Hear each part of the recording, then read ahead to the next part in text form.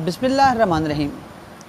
Appeal की जो proceeding होंगी उसके रूल्स जो हैं वो आर्डर 41 ज़ाब्ता दीवानी में जो उसके रूल्स हैं वो बयान किए गए हैं कि जब अपीलेट कोर्ट में अपील ज़ेर समाअत होगी तो समाअत के दौरान कौन कौन से रूल्स जो हैं वो कोर्ट ऑफ अपील को फॉलो करने हैं।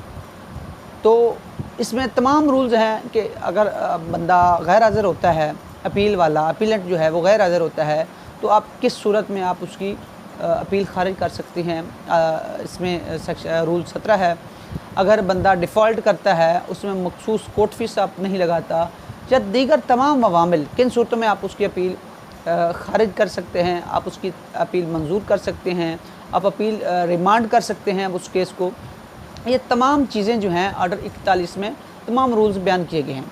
तो एक और इसमें जो रूल है वो आर्डर 41 का रूल 27 है कि अगर आपको उस पर एडिशनल एविडेंस लानी है, उस सब्जेक्ट मैटर पर आपको एडिशनल एविडेंस रिक्वायर्ड है, तो आप अपील में वो एविडेंस चाहे वो डॉक्यूमेंट्री है या ज़बानी शहादत है, आप बतौर एडिशनल एविडेंस उसको अपील में पेश कर सकते हैं। इसके लिए आपको किसी दीगर रूलिंग की ज़रूरत नहीं है।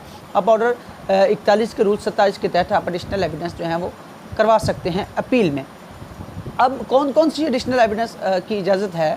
वो एविडेंस जो लेटर ऑन या सब्सिक्वेंटली क्रिएट हुई हो, या कोई ऐसा फैक्ट जो दावा की फ़ैसला के बाद या दावा में शहादत क्लोज़ होने के बाद वो क्रिएट हुआ हो, वहाँ पर आपको पेश करने की इजाज़त ना मिली हो, अनड्यूली आपको वहाँ पर पेश ना करने दी गई हो वो शहादत, या कोर्ट ऐसा फैक्ट जो समझे कोर्ट कि इस फैक्ट पर शहादत आना ज़रूरी थी, तो कोर्ट उस स्टेज पर भी ये अलाउ कर सकती है, इवन के डायरेक्शन कर सकती है कि इस स्पेसिफिक पोर्शन पर आपको एडिशनल एविडेंस देनी है।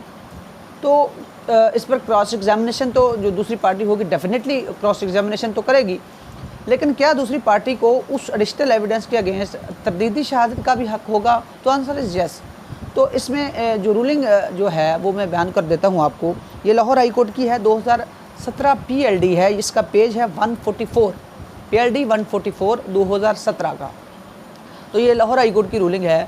इसके पेश नज़र जब एडिशनल एविडेंस के तौर पर एक फ़रीक को एडिशनल एविडेंस देंगे तो क्रॉस एग्जामिनेशन के बाद उस फ़रीक को यह भी हक़ हासिल होगा कि अगर उस स्पेसिफिक पॉइंट पर तरदीदी शहादत करवाना चाहता है तो वो तरदीदी शहादत भी उसके साथ ही उसका राइट जो है वो